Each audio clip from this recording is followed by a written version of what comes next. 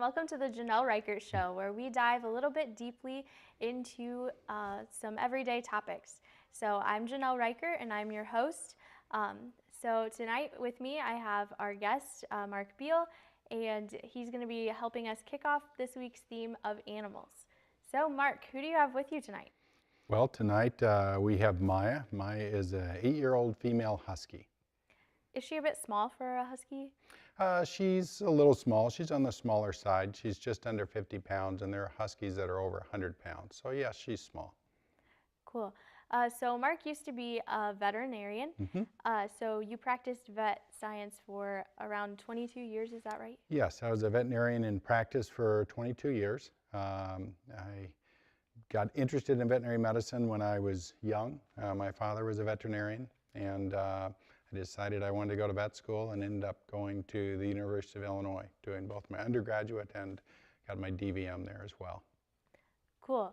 Can you tell us a little bit about your first job as a vet? My first job was in Wisconsin, in Delavan, Wisconsin. It was primarily with dairy cattle, but it was a mixed animal practice, so we saw cats and dogs and cows, horses, pigs, goats, sheep, everything. So I got to try a little bit of everything while we were there. Yeah. Where did you go from there? From there, we came down to the far western suburbs of Chicago, and I worked in some different small animal practices and eventually opened up my own practice, which was just for cats. So I kind of went all the way from doing cattle to doing cats. Big size change there. Big size change, yes.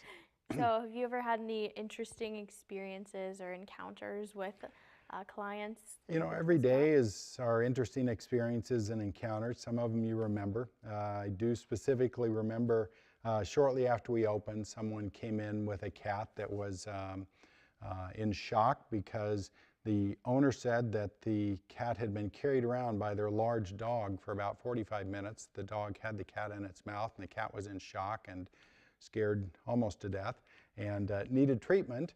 But the owners were very reluctant, and I didn't understand why until when I told them that I needed permission to treat their cat. They said, "We're Christian Scientists and we don't believe in medical intervention."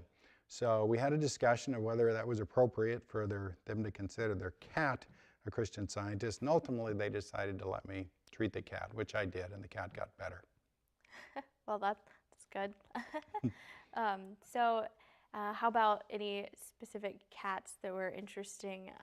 Cats can have some pretty wild personalities. Have you ever? They can have wild personalities. Some are not so friendly. Most of them are pretty friendly. And I remember this one that I found very entertaining because the cat would, every time it was there and it was in a cage, it would come to the front of the cage and literally stand on its head until someone would come and play with it. And no one believed this is true, but I brought people in so they could see this cat, because he would stand on his head until we'd play with him. He loved attention. So I know this is a pretty controversial question, but can you tell us, do you prefer dogs or do you prefer cats? You know, I don't think it's controversial because I don't know that I prefer either dogs or cats. It's always the individual dog and the individual cat. I don't prefer specific breeds. It's the individual that makes the difference. It's their personality that makes you love them. Okay. How long have you had Maya?